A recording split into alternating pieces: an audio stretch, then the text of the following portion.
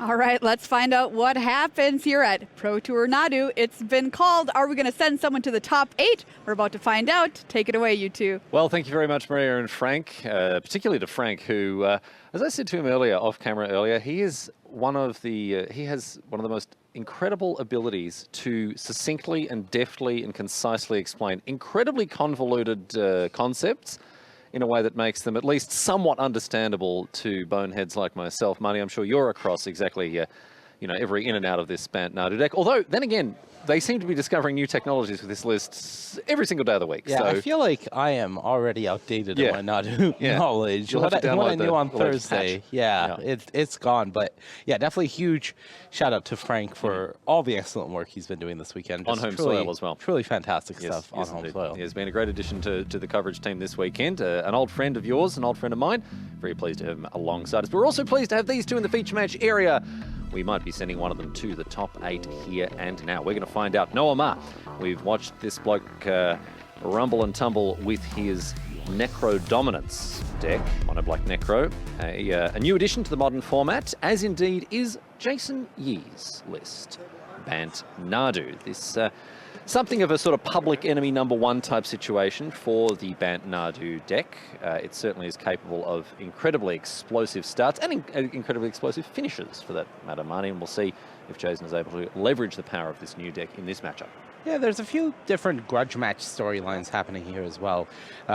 Jason was 7-1 going into the day. Now, sitting at 10-2, that extra loss came from Noah in the draft portion. So maybe looking to get a bit of revenge is Jason after losing a round to Noah earlier today. Jason did just best Mono Black Necro in the hands of Seth Manfield in the previous round.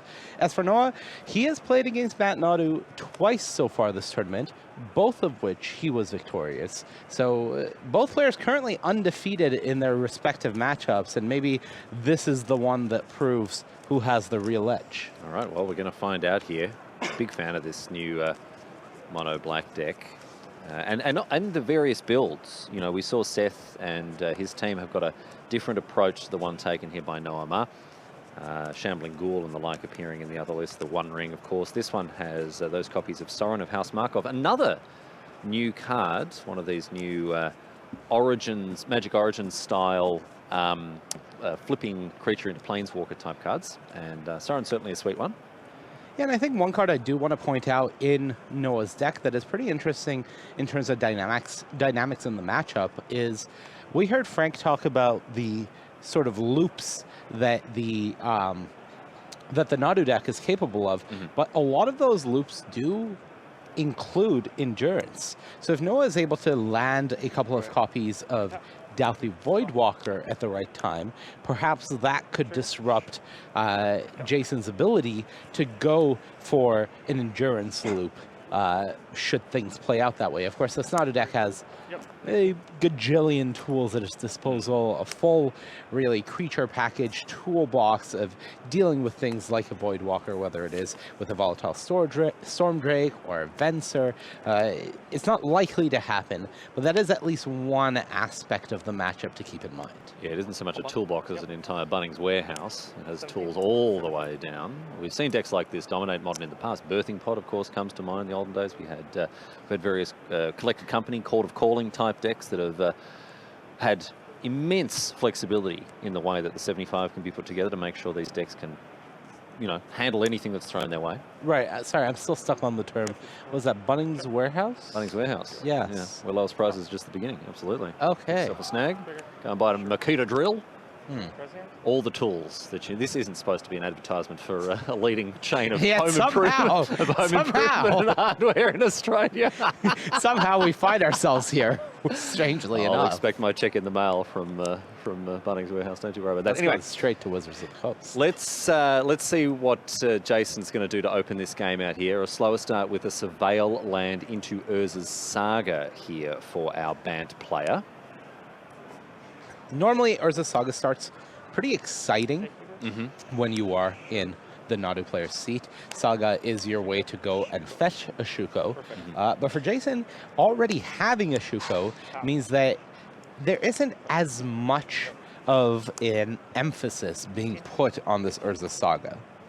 Sylvan Safekeeper the play and a Shuko to suit it up.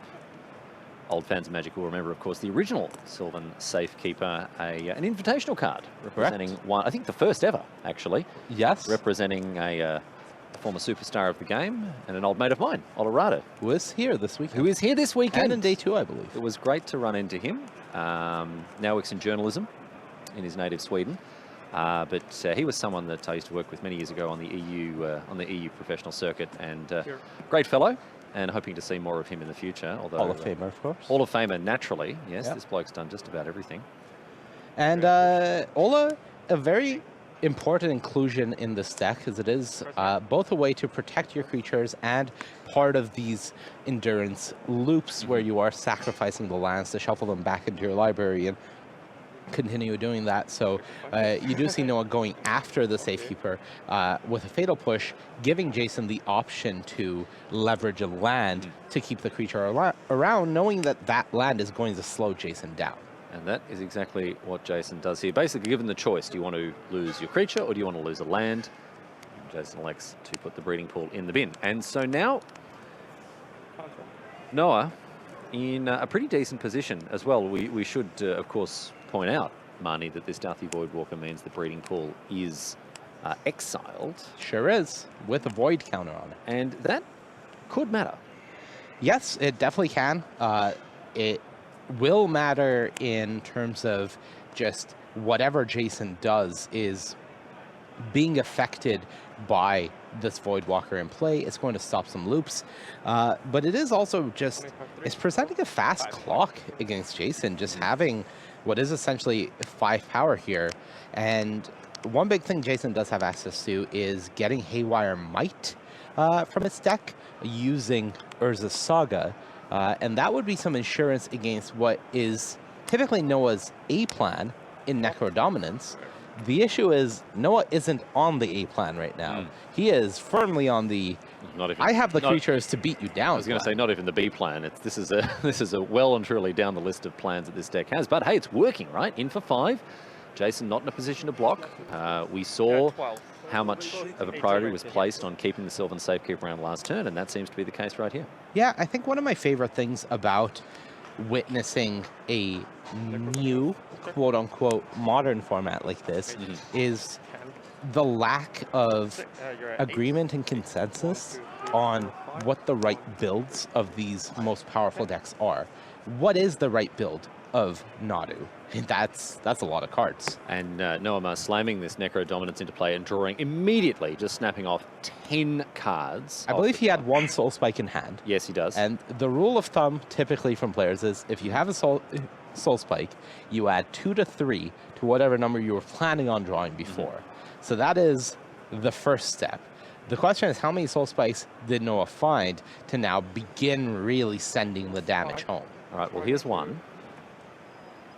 Soul Spike, exiling 2 black cards, target the Sylvan Safekeeper. This time it will die, sent to the exile zone. And you mentioned before, Marnie, how Jason can go and get a Haywire Might, right? Very clean, neat and tidy answer to an enchantment like Necro Dominance, but less so when your opponent has already drawn 10 cards off of it. Yeah, this is the big issue is... It has an immediate impact. Jason doesn't have the Might in play when it can respond to the Necro Dominance. By the time the Might is fetched, it's already too late, essentially. And with the Safekeeper sacrificing a land the previous turn to try to stay alive, now Jason is just really far down on resources as well. And that makes this game incredibly problematic to the point where, assuming Noah has nothing, which I believe Noah has another Soul Spike and a March to protect against a potential Nadu, Jason is on Nadu or bust here off the top. Yep. Now, there are a couple of angles to consider here when looking at this mono black Necro deck, right? This is something that I know a lot of people have their eye on. Maybe they'll be thinking, right, this is a sort of card, these are the sorts of cards that I want to sleeve up when it comes to, you know, my local Magic tournaments, playing Modern, LGS, whatever else. be wary of the fact that this deck does have some key weaknesses. Yes. And one of those weaknesses is a card like a Lightning Bolt, which is not a card that lots of people are playing. But that Boros Burn player who's at your LGS, they're going to be rubbing their hands with glee seeing this. They will be dusting off those Boros Charms and those Lightning Helices and they'll be ready. I'll tell you this. But here and now, Noah's deck selection seems to have been very well made because a deck like Nadu, for all of its power, isn't really able to punish the game plan of the Necro deck when it's sort of hitting its straps. That's not to say that Nadu's a bad deck, not by any stretch of the imagination, but I feel like there are many situations where the Necro deck would be punished for playing its just regular game plan. This is not one of those matchups. Yeah, this game could have easily looked different if Jason had the ability to, let's say, Court of Calling for a Haywire Might in response to the Necro Dominance, and then just exile it before Noah gets to his end step. That would have made a big difference. But again, that's not the world we live in currently, and you can't really afford to have this slow of a game against this mono black Necro deck. All right. Yep. Jason, with a Haywire Might in play, thanks to the Urza Saga, which is now exiled under the Void counter. And Noah with a very helpful little reminder on the top of the deck, skip. Skip. Skip. And that's something, again, you'll have to be aware of if you choose to play this deck, because we play a lot of Magic by rote, right? We've learned untap, upkeep, draw. In this situation, no, untap, upkeep, a main phase. Correct. And that's another attack from Noah into a, looks like no block from Jason. Noah does again have that Soul Spike, but can reasonably assume he is not going to be allowed to Necro Dominance again here. Not a good hand here for the Nadu player. Jason Yee, I think, in a world of hurt, although does have the Beseiju to get rid of Necro Dominance here. Is this Court of Calling going to be able to turn things around? Not currently, because right now Jason has the ability, when it untaps, to go Court of Calling for 1 with a land drop. And that's not quite enough. So it just needs to be a Nadu off the top, I believe, or a Summoner's Pact for a Nadu, and hope things go well. The biggest issue for Jason right now is the fact that Noah has access to a March and a Soul Spike in hand, so that Nadu isn't going to take over the game, even if it was to be found here. All right. Mystery card off the top. Let's see what it was for Jason. A key draw step here. Survey says... Bit of a make or break moment for our I think that was the second Safekeeper, if my eyes aren't aged out of it here. Could be anything. I think you're right. I think you're right. You can postpone that optometry appointment, Money. Seems like you're still good to go, my friend. The glasses are still working. Yeah. How many fingers am I holding up? Oh, 3. Okay, Thank you, Riley. You may need to get your eyes checked. No. That was just a little joke for Money there. Just a little joke for him. The correct answer was 1, and I'll leave it as an exercise to the viewer to guess which one it was. Oh, dearie me. Oh, we like to have some fun, don't we? All right. Sylvan Safekeeper comes down once again. We're going to see Noah draw here as the Necro has been removed. Okay. Finally allowed to draw cards again. And Jason at an effective 7 life, because it cannot gain life from the Haywire Might while the Deathly Voidwalker is in play. The Haywire Might is, I believe, a dice trigger. Is it leaves the battlefield? No, it's dice. When it dies. So you're not gaining 2 life. Because if you chump block with it, it'll trigger, and if you exile it for whatever reason, no, it doesn't. Right. So that means that 7 life was what you were working with here if you're in Jason's seat. And we have a menace creature and a shadow creature. Okay, Dryad Arbor. Sure. A land creature here. We're going to see a double block. This is how we're keeping the grief at bay. And thinking on the other. Okay. Still thinking. But of course, Douthie Voidwalker with a very odd evasion ability. We don't see this ability all that often, but Shadow. So Shadow creatures can only be blocked by other creatures with Shadow. I believe they can also only block creatures with Shadow themselves. Correct. They're just in the Shadow realm, Yes. essentially. Either you are in the Shadow realm or you are not. Yes. And beings outside of the Shadow realm do not interact well with beings in the Shadow realm, and vice versa. It's one of those keywords that can be incredibly powerful in the right position. When you're the only Shadow creature being played in the format, awesome. Yeah. Great. Pretty good. When you have a limited format that Shadow is running around, things get very interesting, as we have seen in the past. A little messier. All right, we've got a Court of Calling, I believe, here, yes, for an Arboreal Grazer. Okay, so a lot just happened but there. it's not going to be enough. Walk us through what's going on. Jason made its blocks. Court of Calling for Arboreal Grazer was going to live through the blocks, and everything was happening. And as all of that resolved, Noah said, by the way, I have a Soul Spike in hand, and we were done. So the lethal damage was still getting through from the Voidwalker for 3 damage. Jason was a 6 after that fetch, and the Soul Spike was lethal. So largely just rearranging deck chairs on the Titanic for a while there once the blocks were Correct. were finalized. The ship did still go down. And the ship did go down. Exactly right. All right, we move on now to game number 2. And unfortunately for Jason Yee, down to just 5 cards and Down to just 3 being cards. picked apart and now. Yes. Being picked apart by a Grief and a Malakir Rebirth. So those aren't the cards that, this isn't the start that Jason would be looking for here. Yeah, I think Not the cards that anyone really wants to see from the opponent. Yeah, for those of you who were with us last year in Barcelona, we saw quite a bit of Grief plus cards like Malakir Rebirth running around. Really proved their worth in the hands of Jake Beardsley to take down that Pro Tour.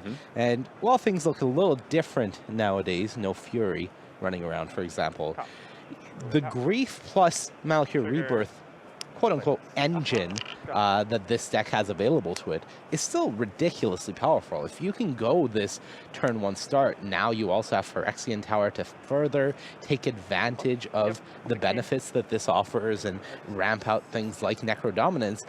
It can be quite terrifying. And Noah here firing on all cylinders, even after a fortunate draw from Jason with the help of that Surveil land, finding a Spring Heart Nantuko.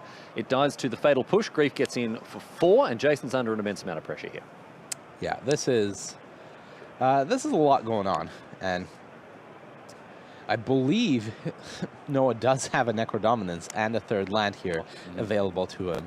With Jason down to just 1 card, I very much doubt Noah is not just going to go for maximum pain here, knowing that if he can put himself in a position where he has a Soul Spike and or a March for Jason's next turn, where Jason will be able to fetch a Shuko and have enough mana to play a Nadu, Noah would feel really good about his chances of winning this game. Jason essentially has a 1-turn window, and if Noah can block that 1-turn window, the door more or less closes on the Nadu deck from the position that Noah has put Jason in.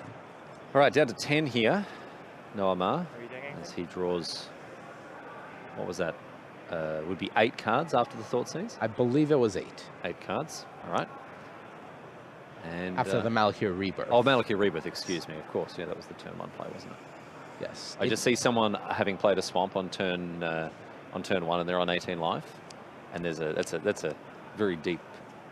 I will note, it looks like Noah found no free spell. Technically, I have to do this before you discard. Do you have anything to do? Jason is saying that I'm planning on making a construct. I have to do it before you discard. Do you have anything? Just making sure that we are following the proper procedure of the game, because if Noah starts discarding and it is deemed that Jason had allowed that to happen, it would be too late for it to make a construct with Urza Saga. It gets a little bit complicated at this situation. That's why clear communication is always key here. Noah discards to hand size. Jason makes a token, and we move on now to Jason's next turn. All right, Nadu not the draw, much to Noah's relief, though.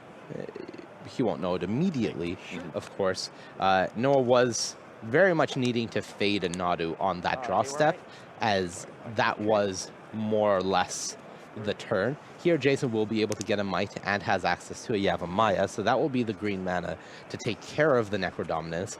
But fortunately for Noah, he does have access to a Toxic Deluge to clean up the board.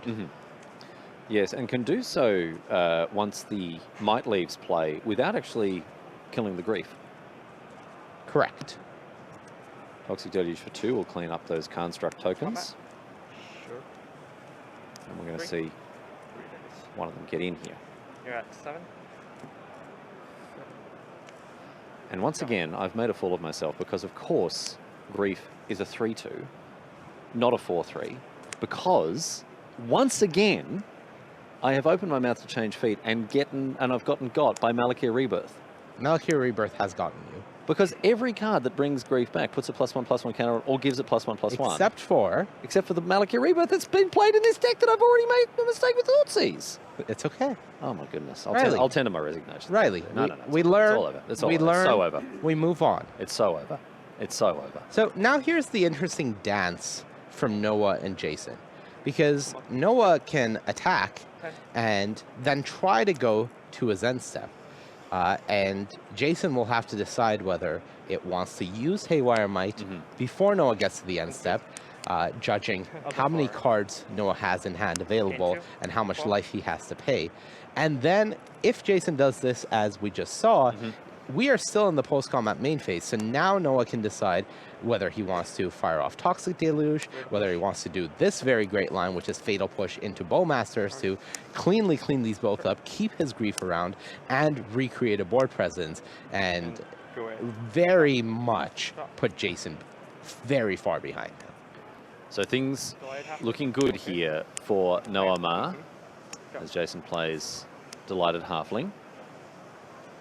And a Colony Garden to make a 0/1 plant. Back over to Noah now. No cards in hand for Jason, so Noah does have the backup Grief available in his hand. And we'll just play it as a 3-2 menace, but not going to get any value out of it. Just an attacker, which is relevant with Jason at 9. Okay. Oh, here we go. Malevolent Rumble. Eldrazi Spawn token. And 4 cards off the top. I see a Volatile Stormdrake and a Dryad Arbor. Can't make out what the other two The other cards. two are just... Okay, one is a Safekeeper and one is a Misty. One's a land. Okay, we've got at least one land in there. All right. So I can take any of these cards. A little impulse here. It's going to be the Sylvan Safekeeper. Okay. I think this is just some insurance to try to protect against any removal spells that may try to force their way through from Noah. Jason again at 9 life, facing down 2 menace creatures. And the choice really felt like it was between the Stormdrake and the Safekeeper there. So, Noah draws. Toxic Deluge still in hand for him. Deluge for 1 would clean up, I believe, 3 of the creatures from Jason, leaving just the Halfling, at the cost of the Bowmasters and the Orc army. But that would essentially give Noah very clean attacks to put Jason down to 3 with 1 card to be drawn. No, down to... Down to 5, excuse me, Yeah. because they do shrink for 1. Yeah. But 1 card to be drawn facing down what is essentially lethal. And we're going to say this here. This does feel like the line for Noah. So, Toxic Deluge for 1. Noah Ma down to 6. Destroying everything but the Halfling on the other side of the battlefield. And these Griefs now 2/1s. The Halfling a 0/1, at least until end of turn. Oh, Fatal Push as well here. 5.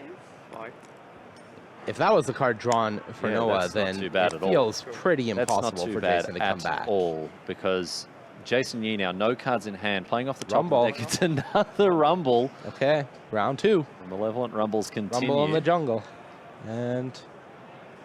All right, what do we got? We've got the Outrider Encore. We've got a Shuko. We've got a Springheart Nantuko, yeah, which will be the pick. All right, so lethal prevented currently. Yep, because we No can one double needs- block one of the griefs. One answer, removal spell, something. Okay, Double block. Couldn't have done it faster. Soul Spike was the draw. Right, just 2 mana off casting that, or 2 black cards off casting Rumble that. again. And another rumble off the top. I do love The rumbling will continue until morale improves. these players. I mean, obviously Noah is in good spirits, but yeah. he's about to lock up his Pro Tour top 8. Yes, indeed. Noah Ma to the top 8 of Pro Tour Modern Horizons 3 after, well, what really was a very demonstrative performance here in terms of just what this Necro deck can do. It's been a long time since the power of Necropotence has been seen at the highest level. Necrodominance is coming a long way towards demonstrating just how powerful this sort of card is. Yeah, it really is a reminder both to the old ones like us and to the ones who have never known the true power of Necropotence, just exactly what it is capable of. And for me, the most impressive part, and what I look forward to seeing more from Noah in the top 8 tomorrow, is the dynamism of this mono black necro deck. Just the different facets of attack, the ability to use that varied creature suite, the ability to just grief you plus Malakir Rebirth to rip apart your hand. And all of this is backed up by a 3 mana card that draws anywhere from 5 to 18. Yep, which is, you know, a card that It's a card. is going to do a lot of work. So well done once again, Noah Ma, through to the top 8 of this tournament. We're looking forward to seeing him tomorrow as we get stuck into our top 8. But we've still got other slots to fill, and we're going to do it in short order, my friends. A quick break. Let's hear from Maria and Frank as to what's coming up as we continue our exploration of this modern format. Don't move a muscle. We have Javier Dominguez up against the Netherlands' own Bart van Etten coming up next.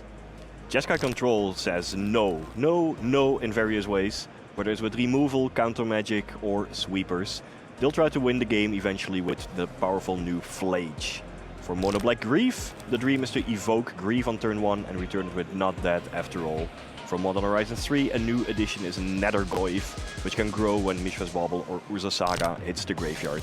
Let's see if it can take down the Jeskai Control deck. Will it be grief or no? We'll find out coming up after this.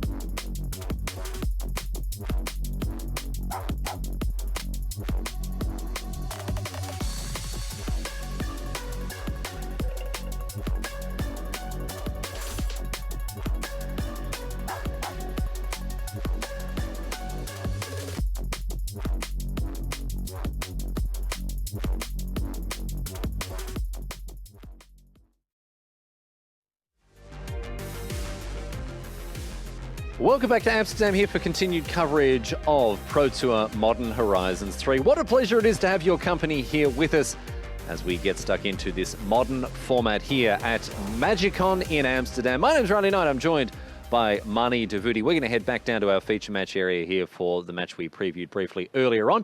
We've got former world champion Javier Dominguez on Jesco control facing off against the local Dutch player Bart van Etten, who's playing Mono Black Grief. Mani, this is a deck that is sort of the successor to the old Rakdos Evoke lists that used to play both Grief and Fury. Now Fury's out of the picture, obviously, after having been banned, and this is where we've landed. Yeah, Fury has been evoked out of the format, and now just Grief is left. So Mono Black Grief, as you said, the successor to the deck, feels like a different take. I don't want to say step backwards from the Mono Black Necro deck, just a more mid-range approach to it, more hand disruption, 4 full copies of Doughty Voidwalker, and really trying to be that disruptive powerhouse that Rakdos Evoke was last year. And certainly not a deck that has suffered from Modern Horizons 3 coming out. There are a number of new cards in this list, including Nethergoyf, the all-new, all-singing, all-dancing 1-mana version of Tarmogoyf that only counts your own graveyard. But that's not the one drop we're seeing from the Dutchman here. Instead, it's a Thoughtseize.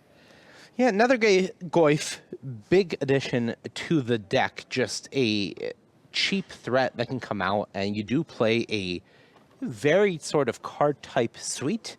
Urza Saga giving you an enchantment and a land that goes to the graveyard, able to fetch some artifacts that offer you utility. You can definitely get the creature that is just a 1-drop to begin with quite large pretty quickly. But again, I think the most impressive part of this Grief deck is just how many disruptive elements there are available for it. So we see Bart starting things off with a Thoughtseize and taking a look at Javier's hand. If he has a Grief to follow this up, he has the choice to do so, or just sit back and untap and allow things to progress. Tune the narrative to play here for Javier, who is also going to surveil with this meticulous archive. His hand, well, it looked okay, but then hand disruption is always a problem for slower controlling decks. He did mulligan to 6 as well, which is not what you want to see. But I believe in hand he has now a Flage and a Subtlety.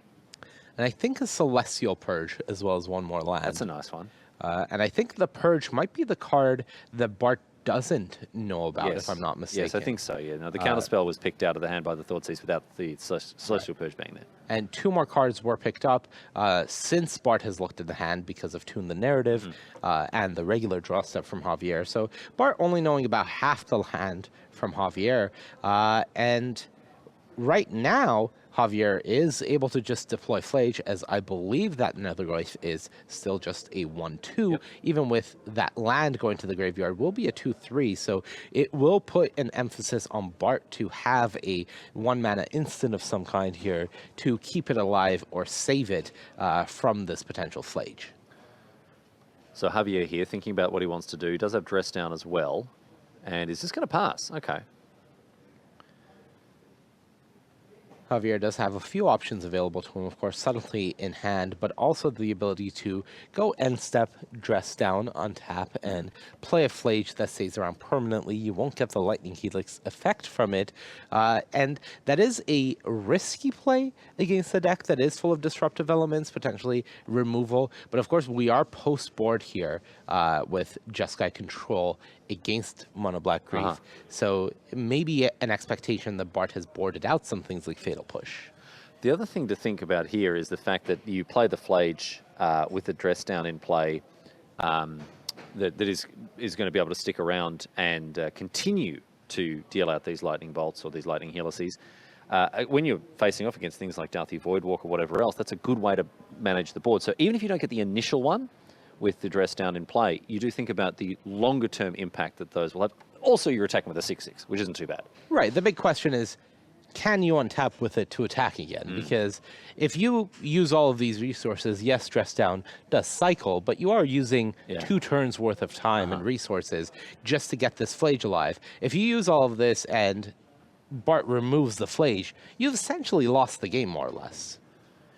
So, we have a Wicked Roll token being put on the on the Necrogoyf, thanks to the not dead after all there.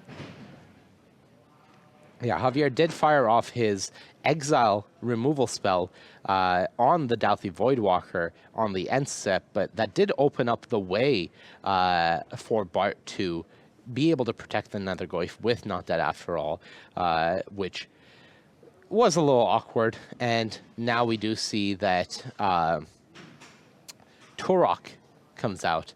I believe that is Turok at least. Yeah. No, that's Turok Dread Cantor. Which was meant by a subtlety, essentially doing its role of getting 2 cards out of Javier's hand. But at least Javier was able to delay the pressure that Turok itself puts out. And he's drawn a spell snare since then, which is going to make things a little easier. Even if you kick the Turok, its mana value is still just 2. So Javier found an answer that's a little bit more permanent to this Turok, but he doesn't have an answer to the Necrogoyf as it stands. And we'll need to find one, because this card is chipping away slowly but surely. Not even slowly, just surely, at Javier's life total.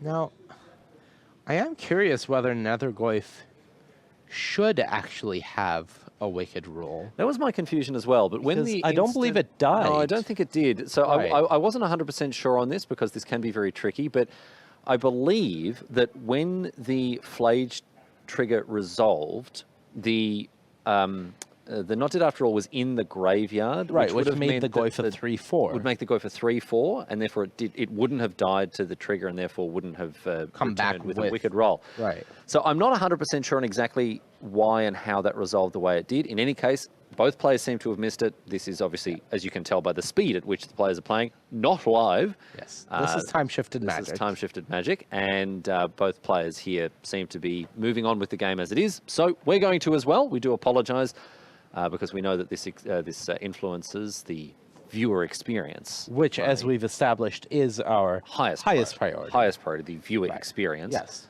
But sadly, the viewer experience here compromised a little bit in a way that is well and truly out of our control. Right. So apologies for that. But Flage now coming in from the graveyard with the escape cost paid by the Spanish former world champion. And this Nile Spellbomb a little bit too late to prevent Flage from returning to the battlefield. And I think that was part of, Javier's hand already not good, so it's not like he was doing anything else. There's just the dress down in his hand. But I think knowing that Urza Saga was about to go away and it was going to turn into a Nile Spellbomb there was part of the reason that incentivized Javier to actually go for the Flage Theft turn. And now we see a Sheoldred as well, so things looking pretty rough here for Javier. Bart van Etten in a very good spot. That is a very large Nethergoyf. Enchantment, land, creature, instant, sorcery. That's 5, if Plus I'm the, counting correctly. plus the menace, Wicked Roll, so that's 6. Javier can attack with Flage, deal 3 to Bart, and if Bart blocks with the Sheoldred, then I believe he can flash and dress down to make the Sheoldred lose Death Touch and eat it, and then get attacked back for lethal. So that's a fun result for him. Yeah, it's, it is a line. I'm not saying it's a good line. It's just a line, yeah. Yeah, but it's one of the lines of all time. Certainly. Yeah, going up to 6 here, not enough. I think that's a Lorien revealed in hand as well, so that doesn't do a whole lot. Yeah, it is looking like a very rough spot for Javier, as the best play available to him is the play that kills him, ironically enough. So he can find an island with this. But I don't know what island there is that's going to get him out of this mess, as we see. Did we print Thundering an Falls. island Dryad Arbor in the last set, by any chance? It's not, only a matter of time. Okay. Only a matter of time. Yeah. We've got Blue Blood Moon now, so, Yeah. We'll get it soon. We'll Modern get Horizons 4, maybe. Modern Horizons 4, look forward to it. Our first exclusive preview card. Yeah. No, of course, we're in a position here where poor old Javier doesn't seem to have too many options, and this... All right, hold on. Let's storyboard this. All right. All right, hear me out. Okay, I'm listening. Let's go. Dryad, Blue Sky thinking, yeah. Harbor. Oh my goodness, he's cracked the case. Give this man a job at Wizards R&D. Dryad Harbor. Dryad Harbor. Modern Horizons 4, first spoiler coming to you. Yeah, there it is. Live. Dryad Harbor. Yep, we're done. Much like Javier has done. Yes, exactly. Oh my goodness me. Poor old Javier here.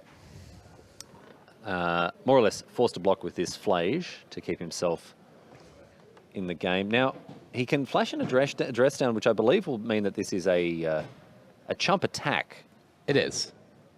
But now Bart will get the 1 point of life from the Wicked Roll that should not be, and then 2 more points of life from the Shieldred when Javier draws, and all gonna be Bart that. needed to do was point to it Yep.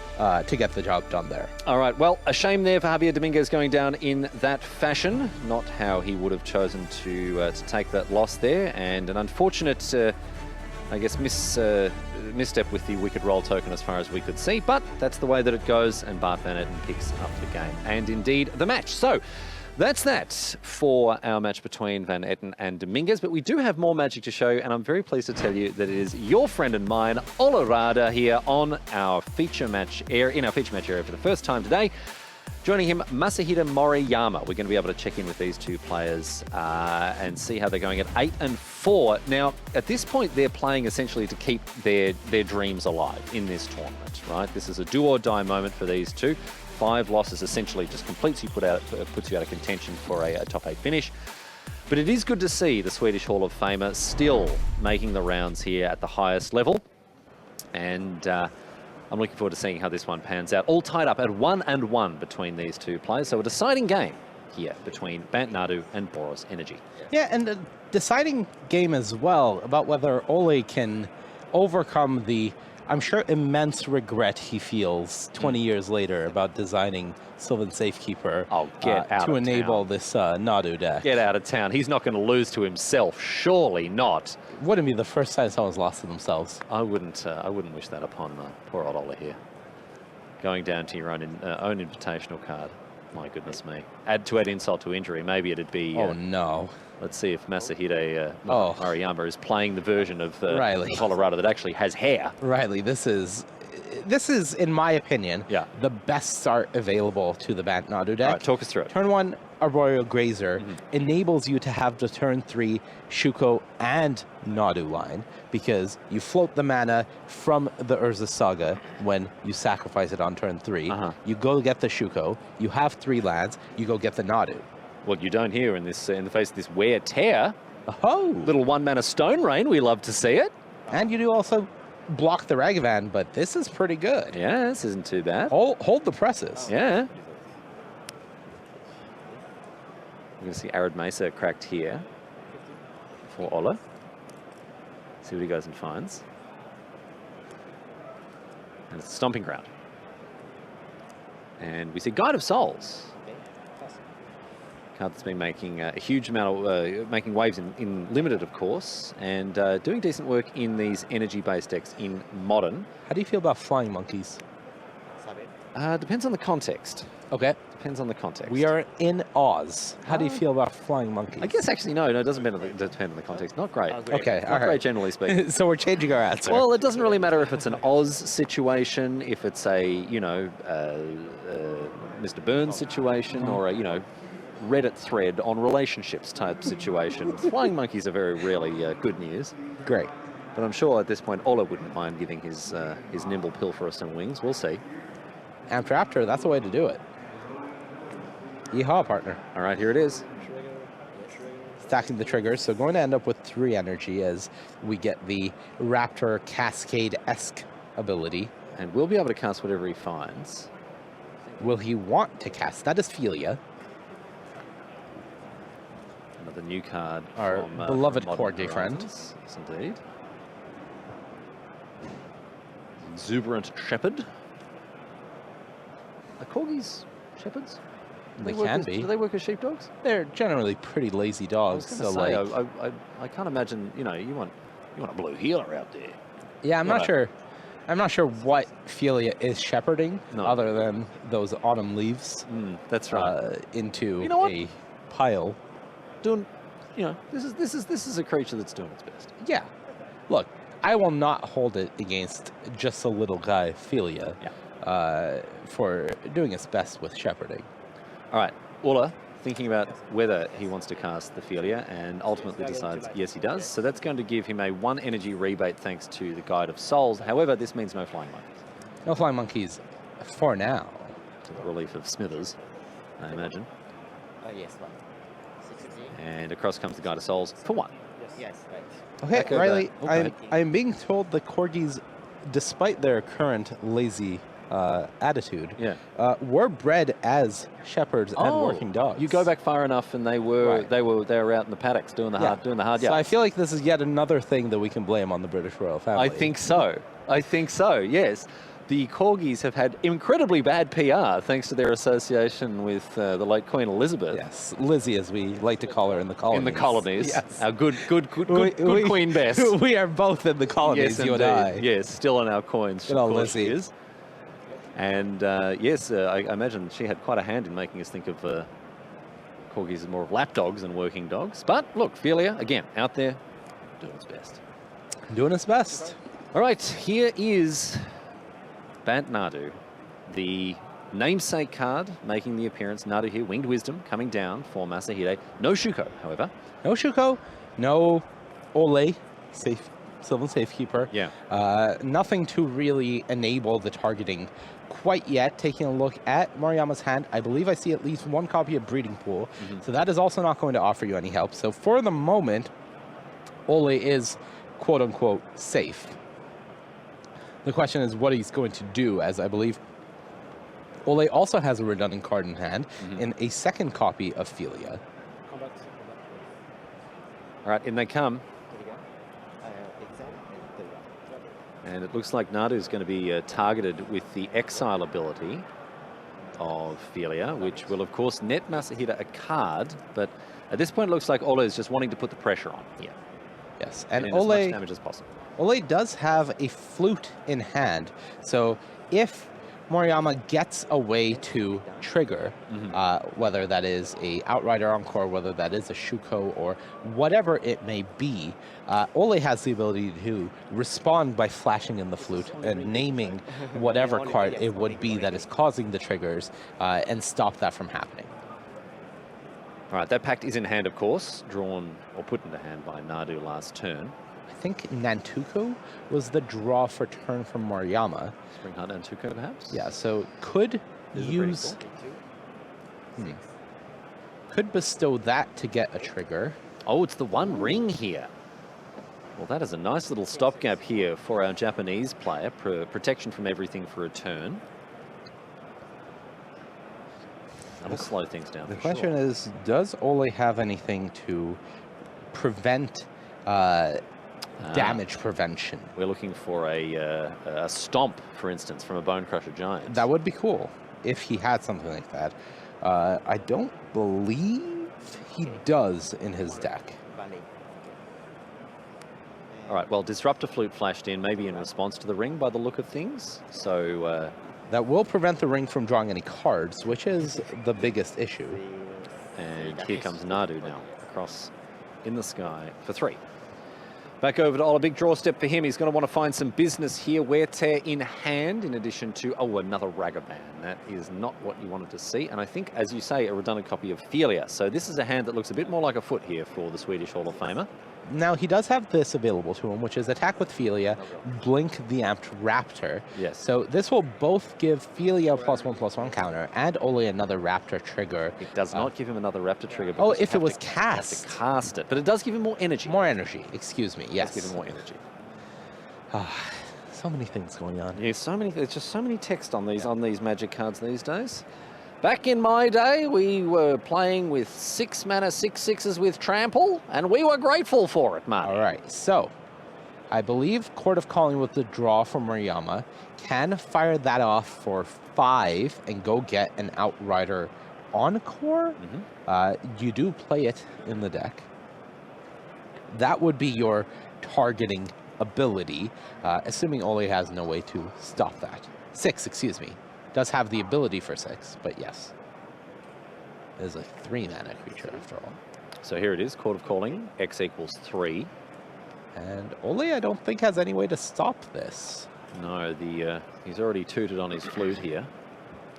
So Outrider Encore, which is a weird old card, has a 0-cost activated ability, which largely isn't relevant beyond the fact that it's a 0-cost ability that targets.